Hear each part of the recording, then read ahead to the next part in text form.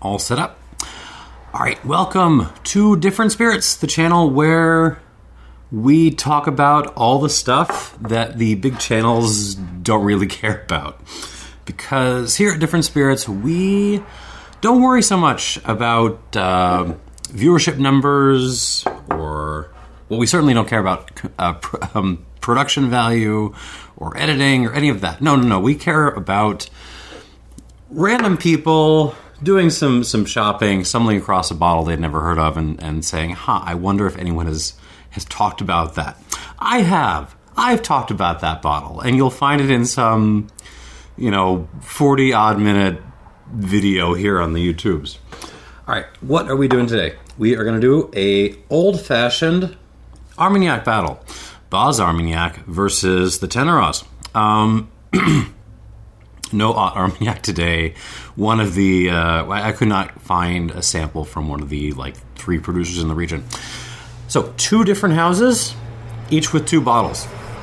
And we're going to do d'Espérance and Pellehaut. I picked these 2 producers. Well, partly the reason why I'm doing this tasting is because these bottles have been sitting in the queue, and also the sample, forever. And I really want to taste them out, see how they are. But also just because I feel like these 2 houses, to some extent, represent in my brain what I think of almost as like a stereotypical is the wrong word, like just a classic Armagnac-y kind of flavor profile. These are yakety yaks, very much so. We've got the 2 houses. We've also got the 3 most popular grapes represented. You have got an Ugni Blanc right at the end. We have got some Bacos, and we have a Folle Blanche as well. Finished getting these things poured, and I will tell you all about these bottles. Lots of boxes. It's Armagnac. Yeah, so we've also got some middle-aged Armagnacs, a fairly young Armagnac, although not that old, not that young, and also a very, very old Armagnac. And even though I'm kind of progressing in order of proof, roughly, I felt wrong to put the old Armagnac at the front, so it goes right at the end here. All right, let us get this show started. We're going to do the Espérances first. So we have got 2. One is a pick from Armagnac.de, which is a overseas retailer. This is a 100% Baco from 1992. It's cask number 48, and that is being paired up with this, which is a PM Spirits pick. PM kind of this very, very associated with d'Espérance. They love them. This is a 26-year-old Baco cask, cask number 55, and it was picked by Amore Whiskey Group and Angel Share Wine and Spirits. Awesome. 100% Baco. Yeah, so let us get these started. So both Bacos. I don't know if you're going to be able to find these still for sale. You might be, but also, yeah, there's going to be stuff like these because d'Espérance makes a fair amount of brandy, and so they're going to be out there. On the nose of this, we're going to start with a 92, which is 46% alcohol, and this is 49. On the nose, I hate to say it. I really hate to say it, but this is a very bourbon-y Armagnac in a good way. I mean, so yeah, you've got your fig in there. You've got your little chopped up, ancien regime furniture. But there's also a distinct kind of dried cherry note on this. Some stewed black tea. Quite a lot of stewed black tea. There's some dustiness as well. Dustiness coming with the furniture, but also just like some wood shop dustiness. Not so much sawdust, just like, dust from the corners. Hints of vanilla. There's some florals.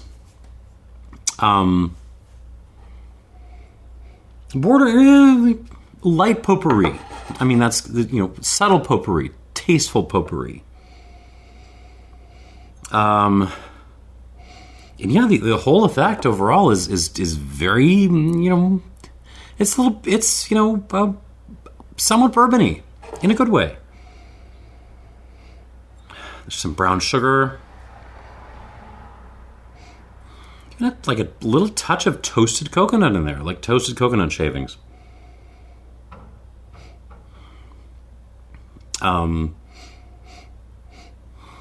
Coffee cake. No. Okay, there's some like raisin in there, some like golden raisin happening. There's some grapiness. We're not, it doesn't smell grainy at all, but there's a little bit of that energy on the palate.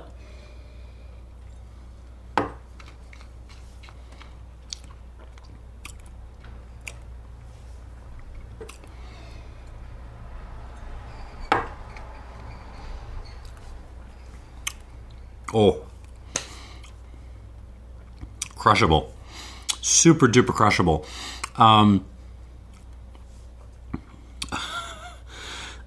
This is such just a classic yak kind of character. Arrives very, very fruity up front. Figs, dried cherry, some raisins, black tea with a lot of like brown sugar and cream in there. There's cream, but there's also like almost like a buttercream thing. What is that? So lots of sweety, fruity stuff up front. And on the back end, it clamps down on you. You get this sort of big tannic, groupy thing. You get your chopped up furniture, tea tannins. But also, big old explosion of potpourri and flowers in there.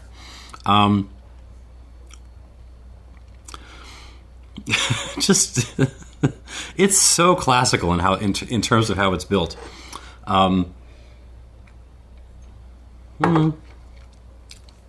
There's a little like orange peel, toasted lemon peel as well, which I wasn't really getting on the nose, but it's there. That kind of coconut shaving thing, the dusty thing, the like wood dust kind of thing. Definitely slightly metallic, a little bit of rust, but nice.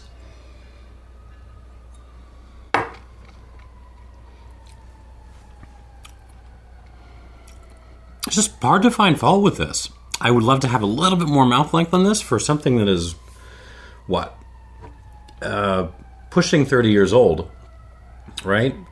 This is, it's getting past my molars, but it's not getting that far past my molars. We're not, attacking my lungs at all. I would much prefer my lungs be attacked.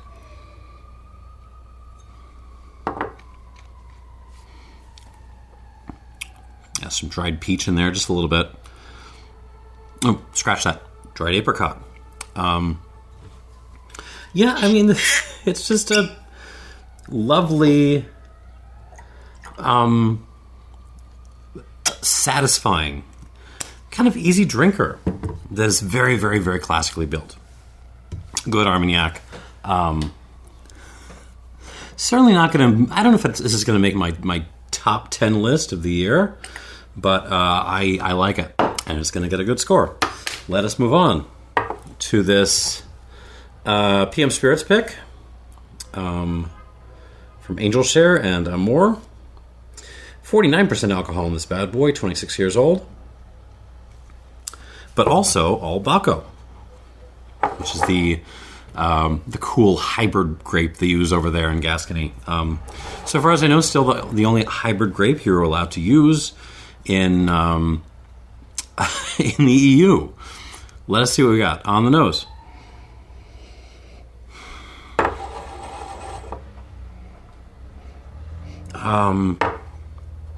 similar in some ways, but we're leaning much more in a tobacco and spicy cake direction. Yeah, okay. So don't get me wrong, you were still getting your fig and your raisin. There's some earthiness in this too, but you were getting a lot more coffee cake, some spice cake in there, fruit cake, and kind of some desserty tobacco kinds of things. Black Cavendish comes to mind. Little hint of Swisher Sweets, although this is not a sherry cask. I usually associate Swisher Sweets with sherry, but not here.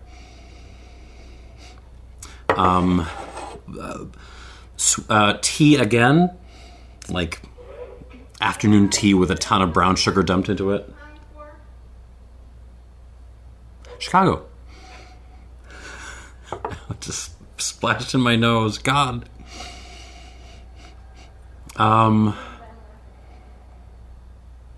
Yeah, I mean, again, you can see the family resemblance on this, but it's less fruity, more cakey and tobacco-y, I think is the main theme here. And more peppery. There's some more black pepper on this. There's a little bit of black pepper on this. I don't think I mentioned it, but it's there. But more on this.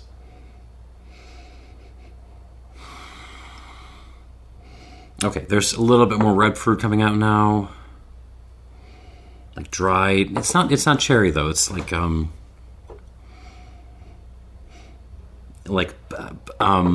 plum fruit roll up, something like that. On the palate. Mm-hmm. Oh, way more earthy. Ooh.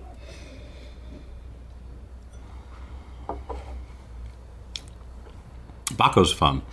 Baco is a great pour. I feel I have Armagnac friends who feel like they know what a Baco profile is, and I don't. I am never quite sure what I'm going to get. This is the spicier side of Baco. This is very peppery. Heavy black pepper. Black Cavendish. But also some earthier, grungier stuff, like some aged burleys in there. Sorry, those are tobaccos. For those of you who never bothered to pick up a pipe, those are tobaccos. But you're definitely still getting your coffee cake, your spice cake, fruit cake, fig,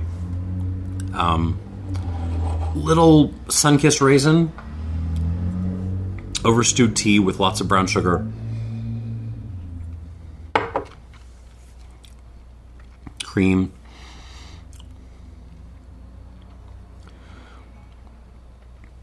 very, very earthy though. I mean, it's so, we're more in the territory of just like eating dirt and tobacco than in the sort of territory of like dusty, chopped up old furniture, which was more what this was doing.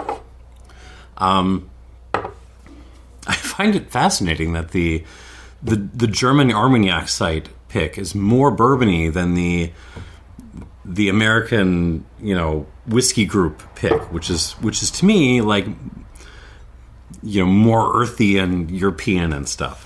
Why did I underpour these?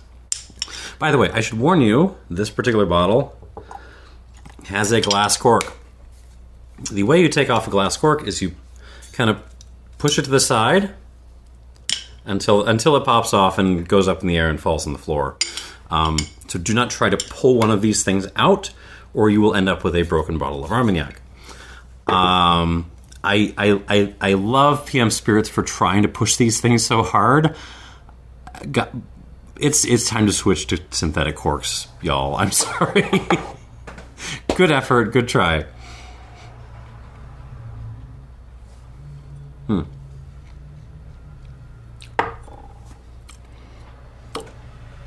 I think I like this better.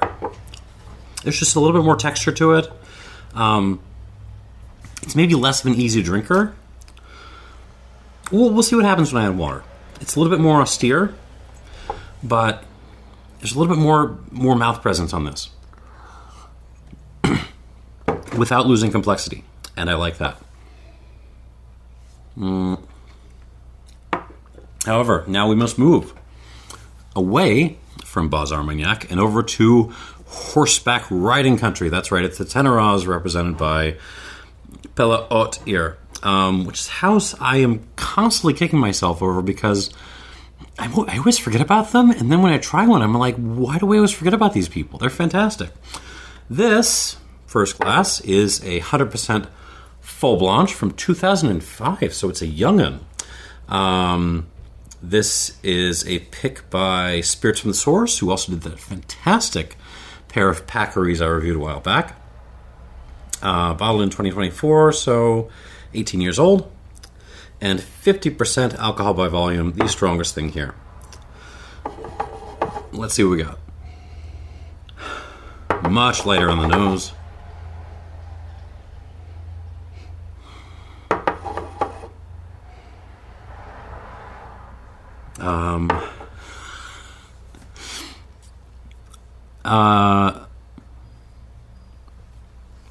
So imagine taking some, like, I was going to say some cane syrup, but no. This is more like you made a syrup, like a demerara, a simple, right? Simple syrup with demerara sugar. And you, like, drizzle it over a whole bunch of freshly picked flowers. That is what this smells like. Yeah, it's very, very floral. But at the same time, very, very, like, demerara syrupy. Slightly dusty. There's a little bit of, like, dusty attic in here. Peach, apricot, dried.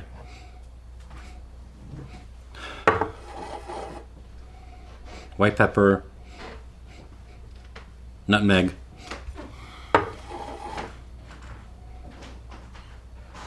Yeah, it's a more high-toned nose, I guess I could say. Less overtly. I mean, there's wood on this. Don't get me wrong. There is wood on this, but it's pushing towards the brighter end of that spectrum. There's a little bit of, like, a lime peel thing, like a key lime peel thing.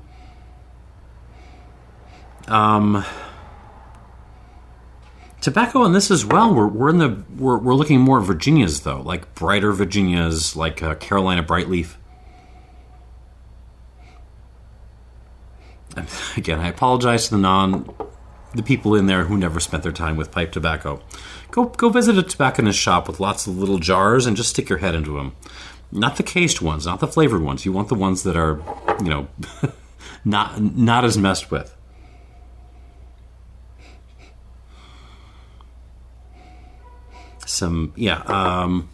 There's tea, but it's more tea leaves in this case. Black tea leaves. Interesting. It's definitely showing its youth against the Desperances, but I don't think that's a bad thing. There's a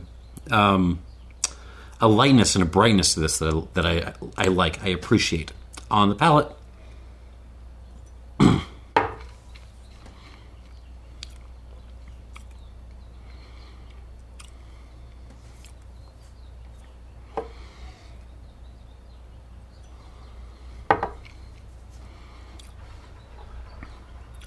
Yeah, spicy flowers. Spicy flowers that have been, like, decorated with Demerara rock candy. Something like that is what this tastes like. That's interesting. So this is also a spicy boy. A little bit like the second Desperance, but in a different way. This is more earthy. This is more black peppery. This is the Pellehaut is more not cumin, but also we're not looking at with like Szechuan peppers here. It's a dry. It's almost okay. Let's go jalapeno. Why not? This is like floral jalapeno with sugar.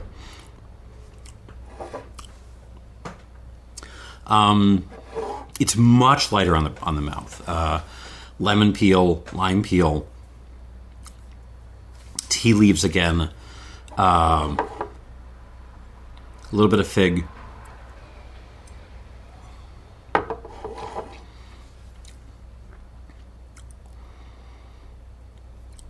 Just a very different animal. I mean, so on the first sip, I felt like maybe, okay, this is a huge drop-off in mouth presence versus the previous two.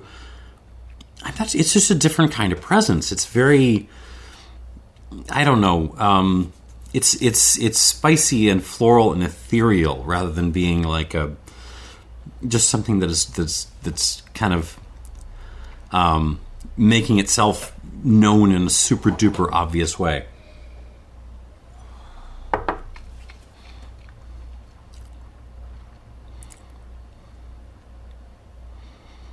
Yeah, there's a subtle complexity to this. You got through your Carolina Bright Leaf again.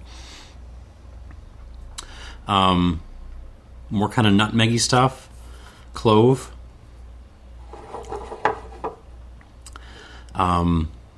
like a cinnamon cookie ginger snap kind of thing.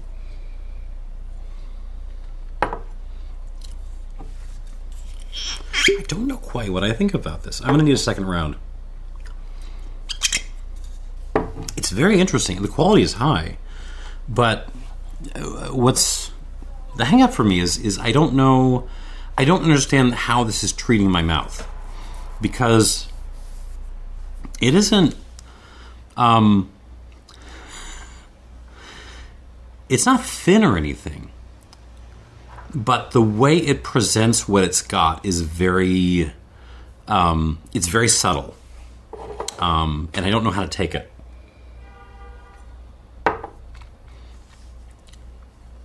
You know, actually, in some ways, the flavors are completely different.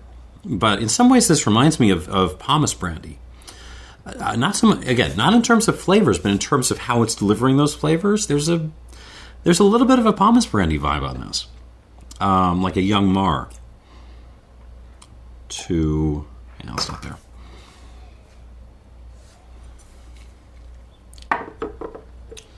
I think I like this. It's not one for people just coming to Armagnac. You're not going to know what to make of this, but there's something there. All right.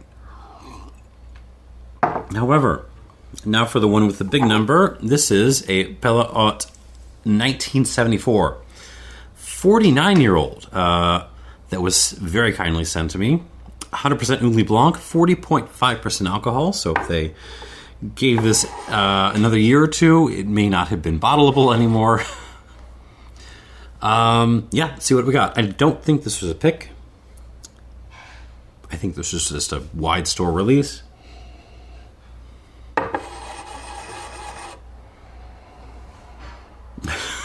Darkness.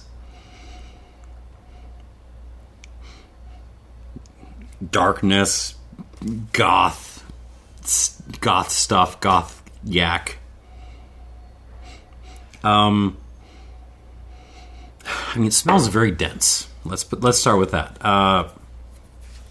My sense is take a whole bunch of dried fruit, take some prunes, take some figs, and then take like a muddler made of old furniture, and then just mash all that stuff up and let it kind of marinate in dirt for a couple of days. That's kind of what this smells like, in a nice way. Tea leaves on this too. Mix of like English breakfast tea, maybe. Very, yeah, very dark. Musty cellar. Okay, there's some fruit coming through here. Not dried fruit, like some orange actually. Yeah, like yeah, almost like a tangerine peel thing. What is that? Yeah, like tangerine peel, a little bit of lime peel. Florals, but different florals from what this was doing. These are much more. We're a little bit closer to the first of the Desperances here.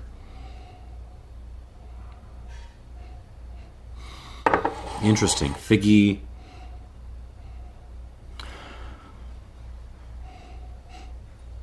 There's a graininess too. No, maybe like more of a cookiness. Yeah, there's a little bit like a.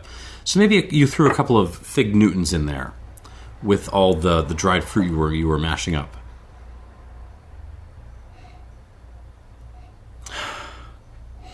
I'm looking for tobacco. No, it's more like dirt. It's more like dirt and dried fruit.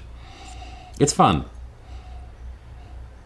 It smells old. It smells dark. Let's see what we got on the palate.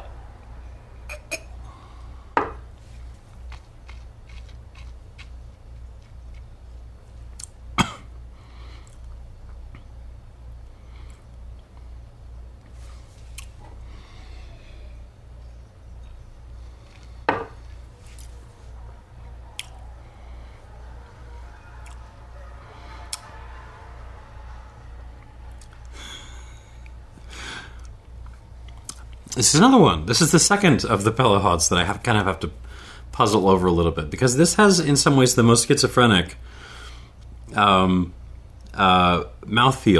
of the bunch. Tremendous mouth length. This one is getting into my lungs. It is peppery. It is tannic. It is grippy. A lot of the stuff finishes, lasts for a while, but at the same time, this feels kind of thin. Like, I don't know how to explain that combination of elements, but there it is.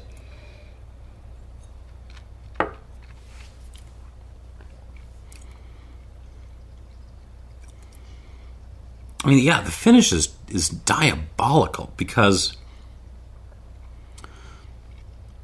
the structural elements are so intense on this. The tannins, the dustiness, the dirt, the tea leaves.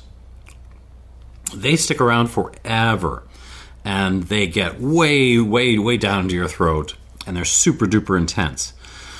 Everything else kind of falls away pretty quickly, though.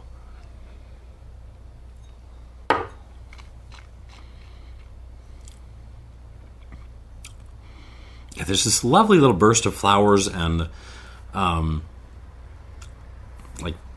black pepper, ground pepper up front. Well, the black pepper sticks around. And kind of mixed dried fruit again. Figs, prunes, all of it mashed. And mashed up with some lime peel and maybe some orange peel.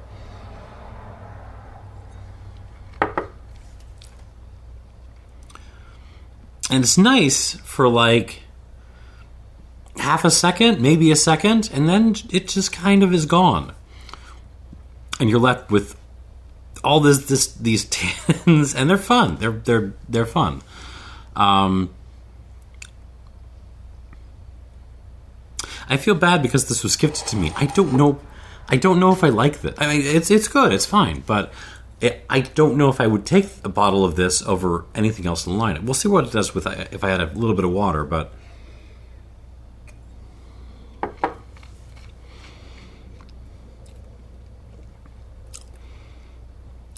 Yeah, I love that little burst of brightness and light up front. And I just wish it held on a little bit longer, because it's making the experience just feel in some like weirdly thin, despite how much this is just attacking my mouth with tannins and pepper and like cinnamon stick and tea. Yeah. This is another one where I will need a second round with this to kind of come to an opinion. 1, 2, 3. Yeah. Maybe I was wrong. So I know what I said at the beginning about Pellehaut having a profile that I think of as being just very classically yak. And here I am sitting with two examples of the distillery in front of me, which are just kind of like making me go, don't know what to think about that. I think they're good, but I don't totally have a grasp of them. All right, let's go back through these one more time. Back to the Desperance 1992. By far the most fruit forward of these. It is so friendly. It is so, frankly, like big distillery bourbon-y. In a good way. Changes from before. You might be getting a little bit more pepper on the nose now. There's some white pepper coming through. But it's still very dominated by dried fruit, fresh fruit, woody stuff, cherry, like sugary afternoon tea. On the palate.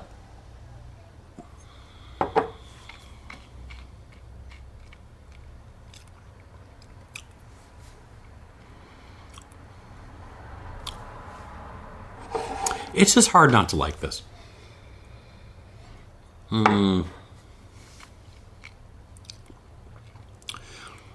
If you love classically built aged spirits, you will like this. Period. No debates. Delicious and fruity up front, big old dry finish. And the flowers stick around. This is very, very good.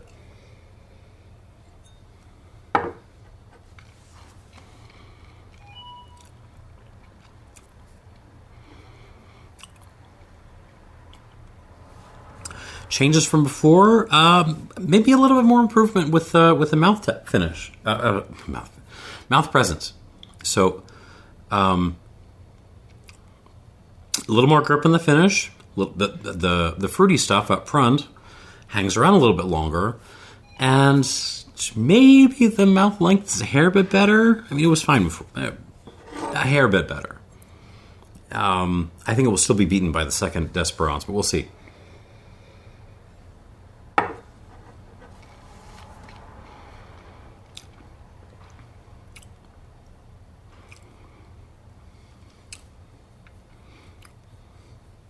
I'm digging this. I like this.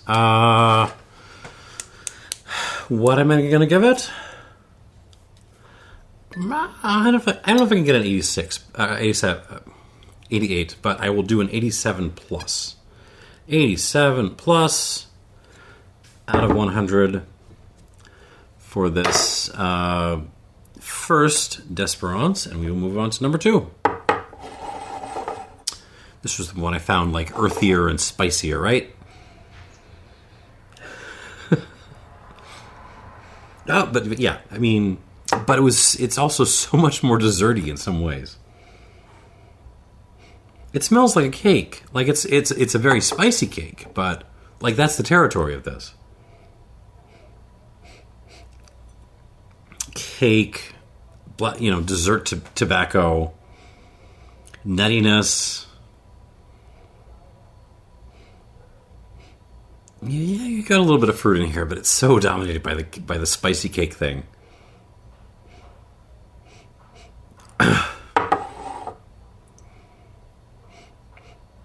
Yeah. I mean, again, I am delighted by the fact that the Germans picked the bourbony one, and the Americans picked the really more austere, spicy, yucky one. On the palate.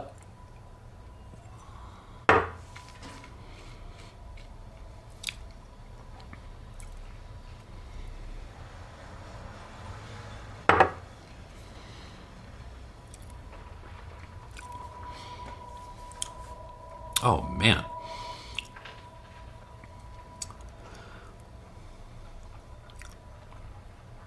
Blossoms beautifully with water. Oh, man. Hold on. I'm going to shut up and let this do its thing.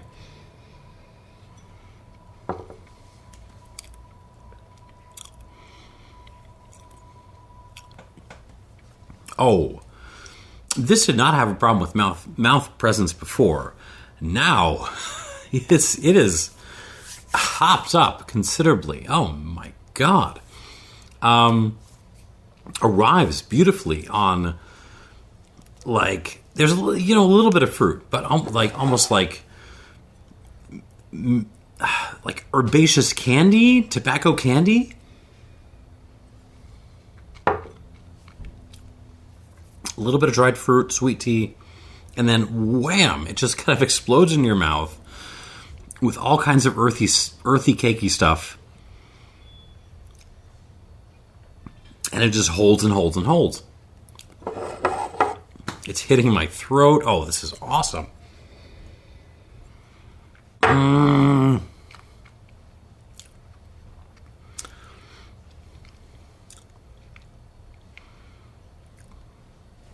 Grip, grip, grip. But in the midst of all that grippiness, like the cakey stuff holds on. The flowers are holding on. This is really, really good. I'm going to give it... I'll give it a friggin' 89, which is really like an 88 plus 1, because it really steps up with water. 88 plus 1 equals 89. And, yeah, the Pellehaut are behind the 8 ball today. I feel bad. Then again, I've always kind of been a sucker for these middle-aged Armagnacs, so... All right, back to the 2005, the Folle Blanche. It's just such a different beast from anything else on this table. It's so light on its feet, but when you pay attention to it, there's detail, there's precision, and character. Flowers. There's some spice. There's some white pepper. Not white pepper. What did I say before? Like habanero, jalapeno, right? Yeah. Okay. It's coming through more on the nose now. It's also like a rock candy, sugary thing. This is so cool. I don't know. In retrospect, I don't know if this would be a bottle I would want a whole bottle of, but as something to plop in the middle of a group of nerds, you know, in the absence of other stuff to distract them, at least, like in the context of a festival or something, this is getting lost. You're not paying attention to this. It's just going. It's because it's doing its own thing. But if you're forced to pay attention to this, there's a lot of interesting stuff going on the palate.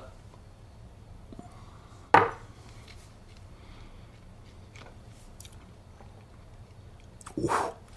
It's like an orange juice thing going on. What is that? No. Something orangey.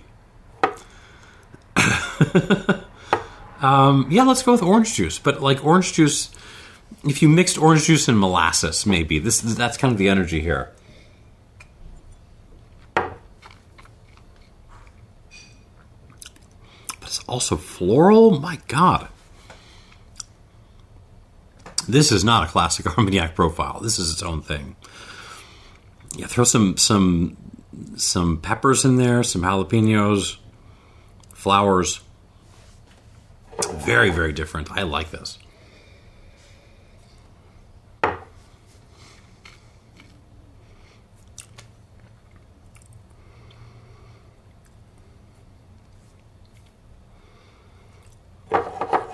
And I do think it steps up with water, like the previous two.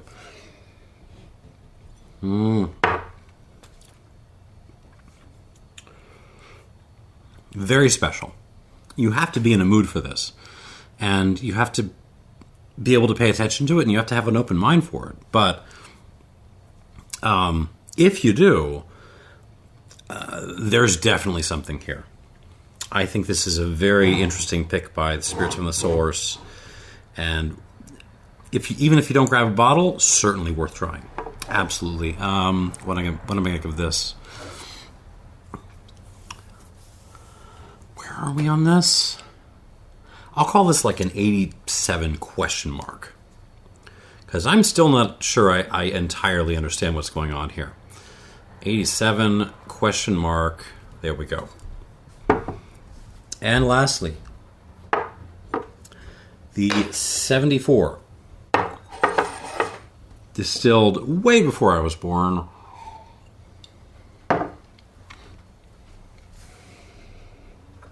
This one has quite a lot of space to make up from where it was before in my kind of early rankings of this. But no, it brightens up a little bit. With water, I add like 3 drops, but it brightens up a little bit. There's a little bit of like a lemon chocolate thing creeping through. More Fig Newton creeping through. Some florals now. Yeah, it's opened up. It's still so dominated by darkness and like crushed dried fruit and ancient, attic stuff. But it's brightened up a little bit on the palate.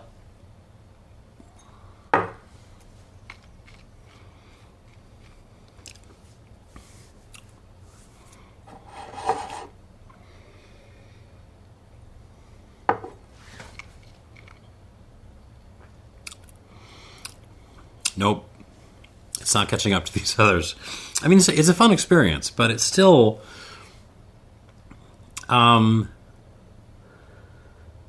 it still feels very schizophrenic. It's very, very grippy. Very, very tannic.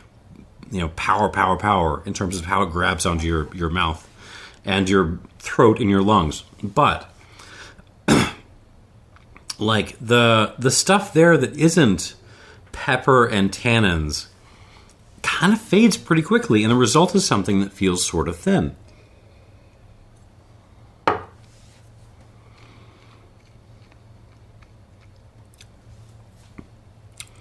I do love, like, the first half second of this. Like, that immediate burst of yum. Crushed dried fruit. Some orange. Some lemon lime. A little floral, but it's just... It just doesn't hang on. It's like I'm trying to grasp this ethereal thing. At the end of it, all I'm holding onto is this big old, bag of tannins.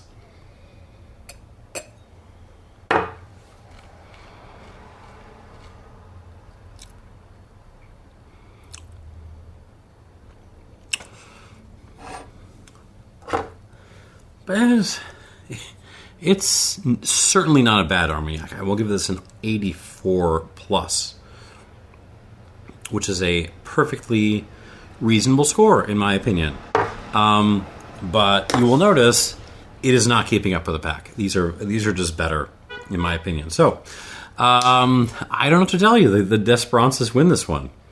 In last place is the oldest thing here. The 1974 Pellehaut Ugni Blanc. And then this third out of 4, but still, pay attention to this. Pay attention to this. The 2005 Pellehaut Folle Blanche, 87 question mark. Very, very interesting stuff. And then the Armagnac.de pick from 92 from Desperance. And then the PM Spirits one picked by Amore and Angel Share. 89-ish points, which is really like, it needs water to get there, but 89 points for this. This, if you can still find it, is awesome. If you can still find stuff from this batch, go do it, go buy it. And yeah, that is the lineup. Thanks for watching, and cheers. Oh, okay.